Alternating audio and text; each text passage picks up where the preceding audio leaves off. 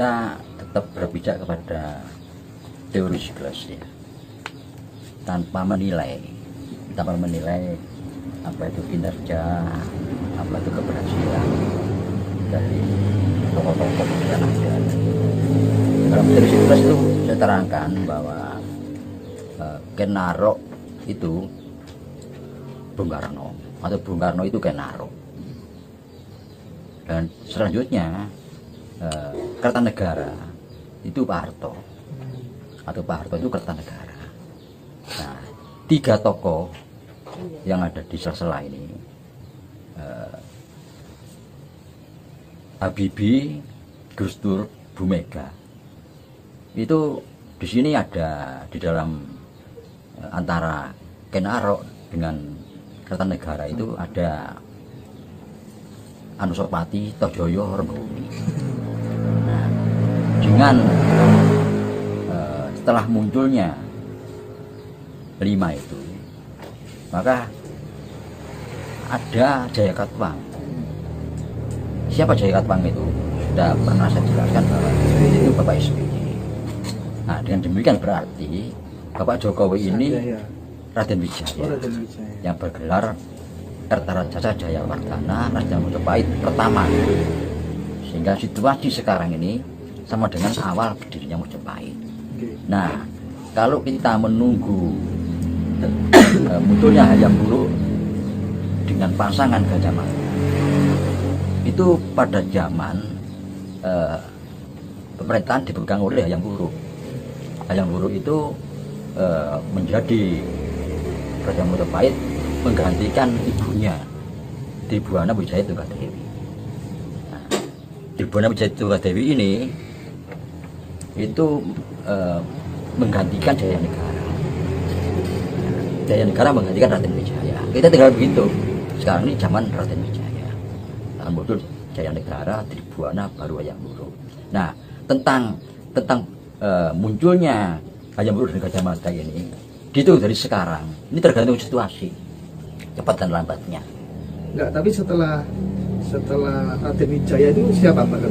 Siapa dari Jaya Negara? Jaya Negara. Iya. Setelah Jaya Negara, Tribuana Wijaya Tunggadewi. Nah, itu baru muncul Hayam Wuruk dengan Gajah Mada ini. Tapi Gajah Mada ini muncul pada zaman Tribuana.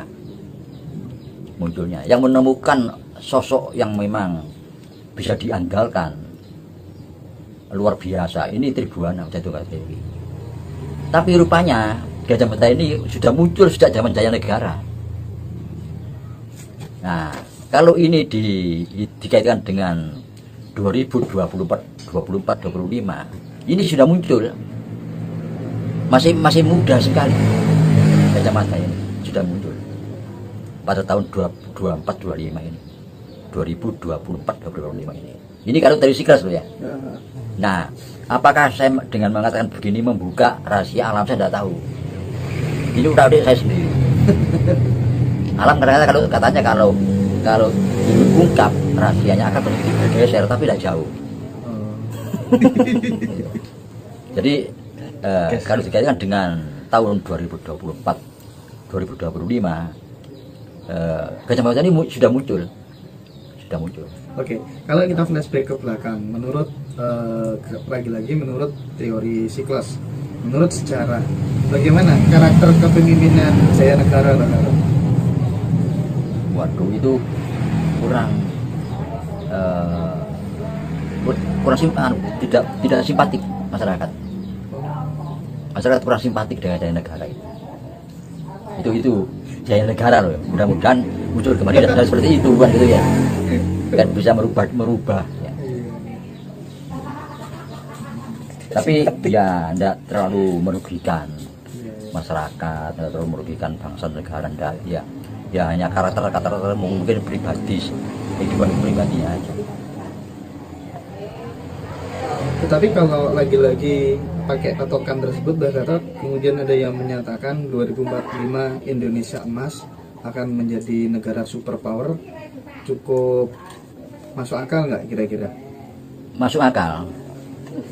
Sebagaimana yang pernah saya terangkan ya, bahwa Pancasila yang dimunculkan pada saat kita proklamasi itu baru diterima dari semua lapisan masyarakat ini sekarang 75 tahun kemudian setelah kita memproklamirkan kemerdekaan. Pada saat munculnya itu, banyak yang menentang, banyak yang menerima, dan banyak yang menentang. Kenapa? Karena yang Bung Karno mengatakan bahwa ideologi yang ada sekarang yang dipakai oleh dunia itu sudah usang. Yakni apa? Declaration of Independence yang diciptakan oleh Thomas Jefferson yang melahirkan liberalisme, kapitalisme, yang akhirnya menerorkan imperialisme. Ini sudah usang. Juga manifesto komunis yang diciptakan oleh Marxis, Lenin, dan Mao Zedong. Ini juga usang. Itu Bung Karno mengatakan. Ada ideologi baru ini Pancasila ini. Maka mereka menolak. Tidak terima kan. Mereka mempelajari, ini bahaya. Maka diciptakanlah orang-orang Indonesia sendiri disuruh melawan. Untuk mengambil Pancasila mengganti dengan ideologi yang lain. Semua pemberontakan, mulai pemberontakan komunis Madiun, DITI, PRI, Kartosuwiryo, Karmusa, Kartomono Jihad, itu terus melawan. Ini dikendalikan oleh orang luar, dikendalikan oleh bangsa yang tadi itu, yang berpegang pada teori Thomas Jefferson, Marxis, Lenin, dan Mao. Ini yang mengendalikan. Ternyata gagal mereka. Pancasila tetap eksis. Nah sekarang ini tidak hanya kita yang berpikir, bangsa luar pun berpikir. Ada apa dengan Pancasila ini? Nah, ini mereka menerima itu akhirnya, mengakui sebagai pengganti ideologi yang sudah usang itu. Nah inilah yang dimaksud dengan mercusuar dunia. Tidak hanya kita yang mengakui, itu bangsa lain pun mengakui. Dan ini bertepatan dengan apa? Dengan perubahan peradaban. Di mana pada abad pertengahan muncul peradaban alat tukar. Ya. Nah sekarang terus bergeser kan, sampai hebatnya Amerika yang tadinya sebagai kolateral, ya, underlyingnya itu emas. Bahkan Amerika pun tanpa jaminan bisa mencetak uang dari hebatnya. Nah sekarang China pakai materi yang lain, logam yang lain. Nah tapi diam-diam kita harus berpikir, gudang pangan itu kita, gudang pangan. Nah bagaimana kalau pangan ini akhirnya menjadi pengganti jaminan kolateral tadi. Nah ini yang ada kemungkinan bisa ke situ. Apa? Semua manusia itu butuhnya pangan. Orang menciptakan alat transportasi sampai pesawat terbang, ya, alat komunikasi, alat informasi. Tujuannya cuma mencari uang. Tujuannya mencari pangan, bukan uang, mencari pangan. Ujungnya pangan. Ujungnya di pangan. Nah, pangan itu kita gudangnya. Nah, ini yang menjadi pemikiran kita sampai ujungnya nanti kebesaran kita sebagai bangsa akan muncul. Pergeseran dari kolateral underline emas ke underline pangan itu mengisyaratkan berarti penggunaan uang kertas itu akan selamanya ada begitu, Pak? Nggak tahu itu gimana mekanismenya ya. Jadi gimana itu kalau terjadi seperti itu? Bahwa jaminan itu pangan, karena itu ujungnya di pangan. Yang namanya negara makmur itu negaranya tidak kurang pangan, sandang pangan papan. Bukan negara modern yang seperti sekarang, nantinya itu negara yang kita makan tidak kurang.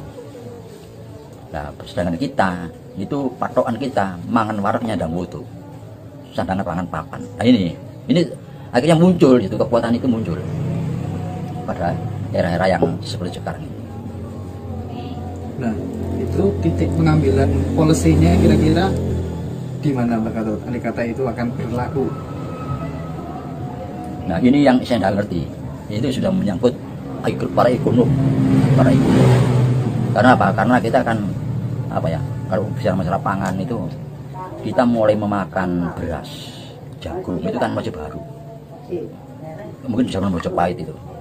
Sebelumnya kita makan polo kependem, seperti bude, tales, gembiri, ganyong, suwek, gembulu, uwi, porang. kentang rambut itu. Nah, kalau ikan air tawarnya ada uceng, wader, badel, sepat, jokoripo, lili, kutu, jair, welut. Ya. Kalau hutan ya selain sapi liar, lembu liar ya, kambing liar, itu juga sekarang sudah tidak ada yang liar, sekarang sudah diternak semua. Tapi ada yang landak, terenggiling, bajing, luwak, itu kan makanan yang berbudidaya. Jadi kita ini gudang pangan. Cuman kita dibodoh-bodohi terus ya Mbak. Iya, iya. Oke. Baik Mbak Gatot, kami kira itu dialog kita pada kesempatan kali ini. Tambahnya begini sedikit ya. Monggo, silakan. Ada dua tadi. Satu ya, mereka menganggap bumi ini punya batas kemampuan menampung manusia. Sehingga tadi ada pertanyaan, mereka mau eksodus ke planet lain. Dianggap bumi sudah tidak mampu lagi. Menurut pandangan kita, bumi selamanya mampu menampung manusia. Mampu. Hanya mereka curiga bahwa mereka sudah merusak bumi, mau ditinggalkan. Nah, itu kedua, kenapa kok Indonesia ini menjadi mercusuar dunia, menjadi pandangan, jadi dipandang oleh semua negara tentang Pancasila yang ini. Karena dulu kita jadikan tumbal lainnya peradaban modern. Kita ditumbalkan kita, dihancurkan jadi tumbal. Untungnya tidak jadi wadal ya, wadal hancur selamanya. Kalau seperti aborigin ya, Indian ini diwadalkan ya. Kita tumbal. Nah, masih bangkit kembali. Nah, itu 500 tahun bangkit kembali. 500 tahun setelah janji Kepalon, 500 tahun setelah abad pertengahan lahirnya revolusi industri, lahirnya kapitalisme, imperialisme, liberal dan komunis tadi. Dan 500 tahun kita serah menjadikan tumbal. Kita muncul kembali.